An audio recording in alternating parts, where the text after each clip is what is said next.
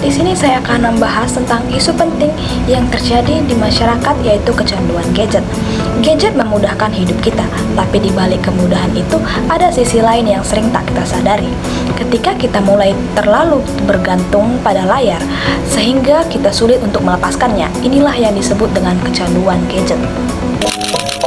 Data juga bahwa dari tahun 2013, data dari World Bank mengungkapkan hampir 25% anak Indonesia ini tidak aktif bermain di luar, alias dia lebih memilih bermain gawai begitu. Dan pemirsa, akibat bermain smartphone berlebihan, seorang bocah laki-laki berusia 6 tahun di Kabupaten Tanggamus, Lampung didiagnosa dokter mengalami gangguan syaraf atau Bell's palsy. Kecanduan gawai akhir-akhir ini banyak terjadi. Setidaknya hampir setiap bulan, Rumah Sakit Umum Daerah Bakti Dharma Husada Surabaya menangani 1-2 anak yang kecanduan gawai. Kecanduan gadget adalah kondisi ketika seseorang merasa harus terus menggunakan smartphone atau perangkat digital lainnya. Meskipun itu mengganggu aktivitas dan keseharian, ini bukan sekedar sering memakai gadget, tetapi penggunaannya yang berlebihan hingga mengganggu kesehatan, fokus, dan kehidupan sosial. Aplikasi di dalam gadget dirancang untuk membuat kita betah. Notifikasi membuat kita ingin segera membuka layar. Fitur scroll tanpa akhir membuat kita terus mencari hal baru. Dan algoritma menyesuaikan konten dengan minat kita. Semua itu membuat gadget terasa sulit dilepaskan hingga akhirnya menimbulkan kecanduan. Kecanduan gadget memiliki banyak dampak negatif. Secara fisik, kita bisa mengalami mata lelah, kurang tidur, sakit punggung, dan penurunan stamina. Secara mental, muncul rasa cemas, stres, mudah marah, hingga FOMO, takut akan ketinggalan informasi.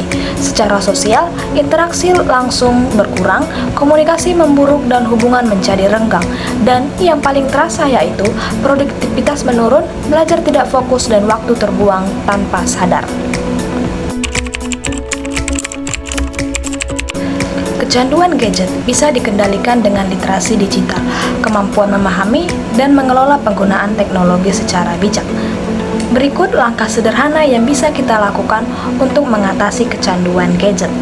Yang pertama yaitu atur batas waktu penggunaan gadget setiap hari.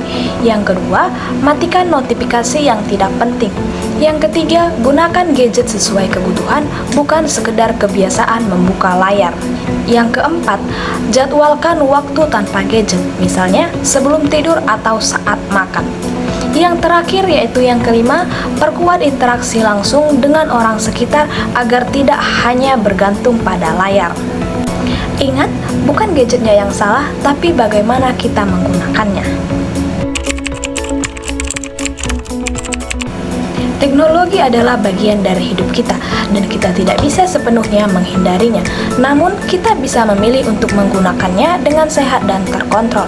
Kurangi kecanduan gadget, tingkatkan literasi digital, dan jadikan teknologi sebagai alat, bukan penguasa. Ingat, gadget hanya benda, kendali ada di tangan kita.